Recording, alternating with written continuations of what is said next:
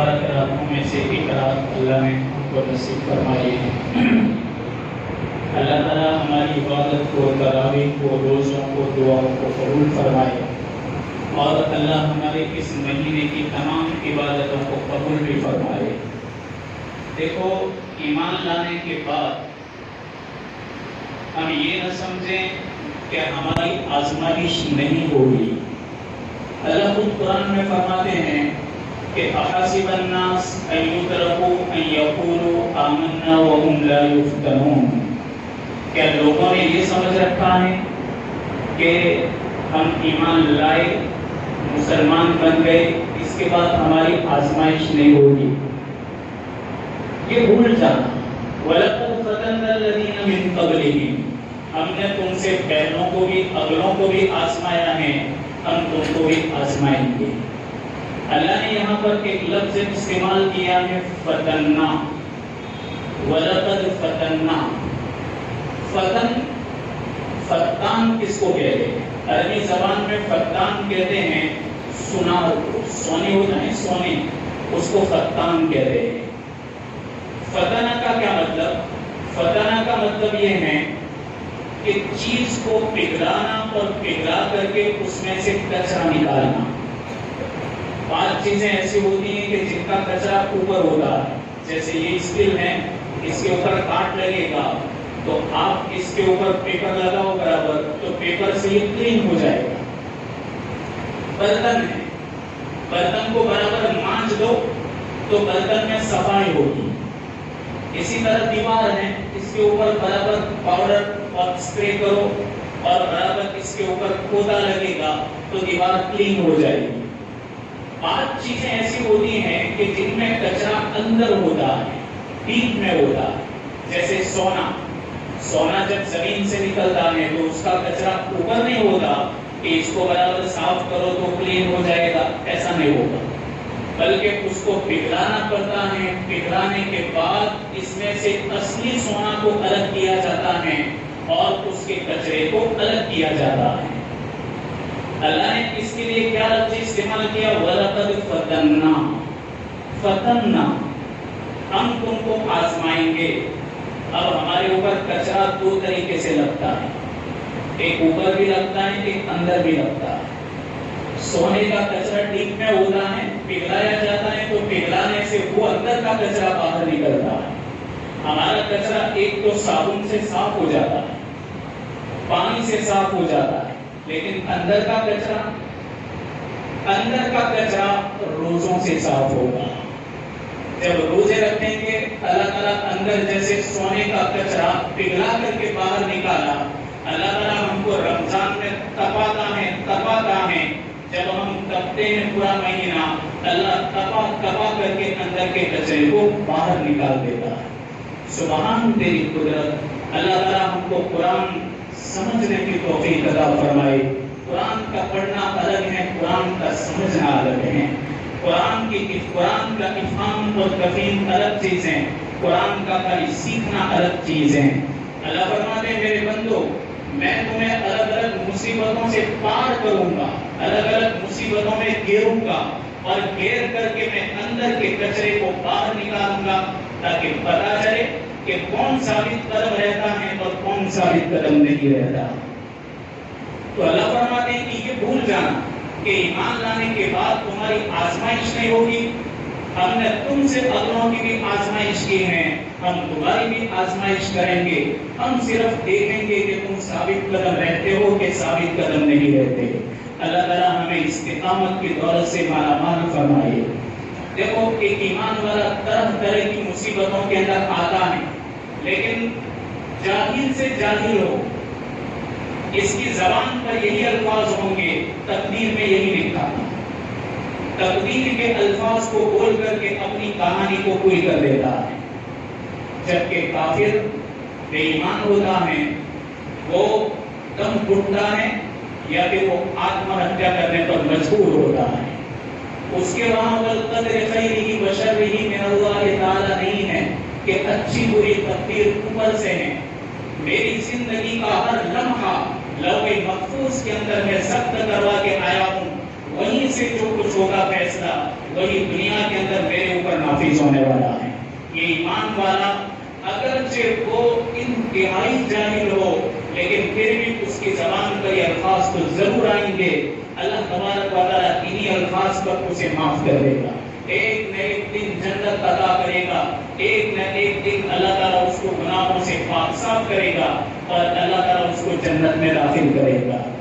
मग़फ़िरत के रातें हैं मेरे भाइयों, थोड़ा बोलेंगे और थोड़ा अल्लाह के सामने नम हो जाएंगे, अल्लाह तबारक व तआला सारी हमारी मुश्किलात को आसान कर देगा। देखो हालात तो आते हैं, हालात चले जाते हैं। अभी हम सब एक बीमारी को गुज़श्ता साल से लेकर के सुन करके दिमागों में लेकर के रहे, लेकिन फिर भी यहाँ तो कोई लेकर नहीं फिरता। अल्लाह का शुक्र है किसी को कोई टेंशन नहीं है, और अल्लाह का शुक्र है कि टेंशन आएगा भी नहीं, कभी नहीं आएगा। सब साथ मिलकर जुलकर बैठते हैं, लोग देखने जाते हैं, बीमार होता है कोई तो उसके पास जाकर बैठ जाते हैं, सलाम मुसाफा भी करते हैं। ये सब तुम्हारे ईमान का नतीजा है।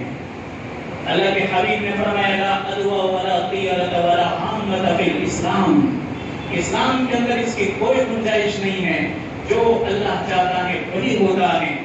एहतियाती तदबीर अल्लाह ने सिखलाई, अल्लाह के हबीब ने बताई है, बाकी करने धरने वाली जात सिर्फ एक अल्लाह की है, वही बीमारी लाता है, वही शिफा देता है। इसलिए अल्लाह का शुक्र है यहाँ किसी को कोई टेंशन नहीं। आधे लोग तो टेंशन में ही मर रहे हैं, आधे से ज्यादा टेंशन में मर रहे हैं कि मुझे क्या हो गया, क्या मुझे वही वायरस लग गया, और क्या वो कीड़ा मेरे सीने के अंदर, गले के अंदर और मेरे फेफड़ों के अंदर घुस गया। इसी में आधे तो दम तोड़ देते हैं कि अब बात पूरी हो गई, मुझे कभी भी शिफा नहीं मिलेगी, इसलिए कि जिन्नात मेरे गले में आ गया। लेकिन यहाँ किसी को जिन्नात नहीं लगता, किसी को जिन्नात नहीं लगता, ये सब जिन्न है, सब जिन्न है।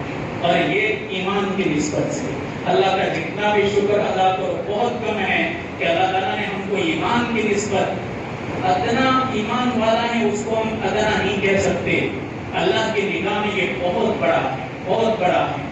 और वो ईमान ही की चिंगारी से अल्लाह के यहाँ मुअज़्ज़ज़ होता है, पर अल्लाह के नज़दीक वो इज़्ज़तदार होता है, और अल्लाह उस ईमान की चिंगारी की वजह से एक न एक दिन उसको अपनी जन्नत दिखाएगा, जन्नत के अंदर दाखिल करेगा।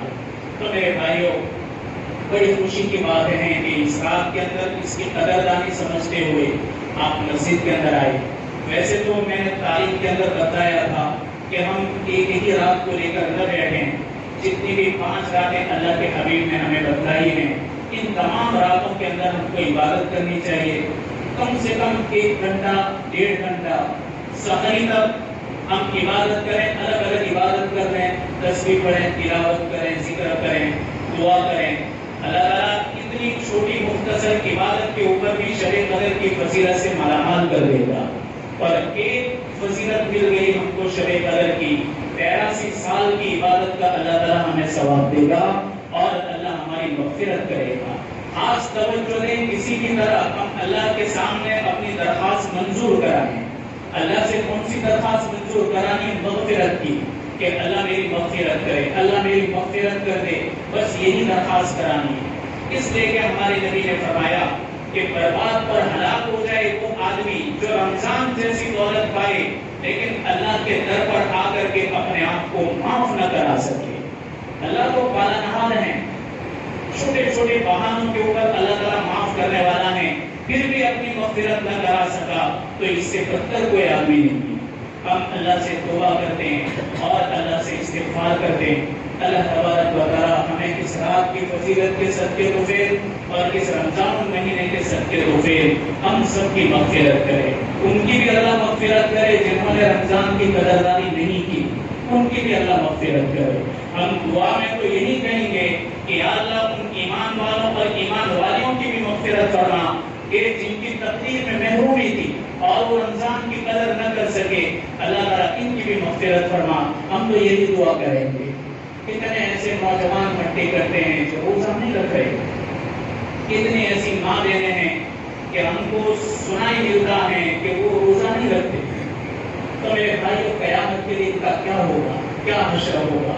अल्लाह ने हमको इससे महफूज फरमाया اور ہم کو اللہ نے اس بڑی محرومی سے اللہ نے ہماری حفاظت کی.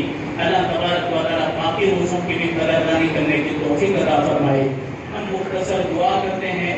قرآن خوانی تو ماشاءاللہ 10 روزوں کے اندر یہاں پر مکمل ہو چکے ہیں. اس وقت بھی دعا ہوئی تھی، لیکن یہ فضیلت والی رات ہے.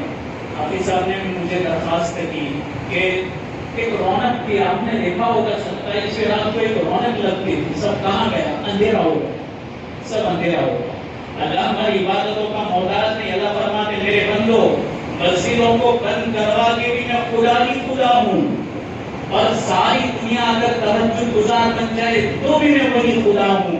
میری خدائی بڑھ نہیں سکتی، میری خدائی گھٹ نہیں سکتی. ان تکفروا فإن اللہ غنی عنکم، اگر تم سارے ہی کافر بن جاؤ اللہ بے نیاز ہے، بے نیاز ذات ہے، اس کو کوئی بڑی نہیں. اور سارے ہی سارے اگر تہجد گزار نیک بن جائے پورے ہوئے زمین پر ایک بھی مشرک منکر نہ ہو، اللہ کی وحدانیت میں کوئی فرق نہیں پڑتا. اللہ اللہ ہی ہے. اللہ کو ہماری عبادتوں کی کوئی ضرورت نہیں. اللہ تبارک و تعالیٰ یہ سب کچھ کروا رہا ہے ہمارے لیے، ہمارے لیے. اللہ تعالیٰ ہم نے جو کچھ کمزور ہیں، ہم تو کمزور لوگ ہیں، ہم نے جیسی بھی کمزوریوں کے ساتھ عبادتیں کی اللہ ہماری عبادت قبول فرمائے.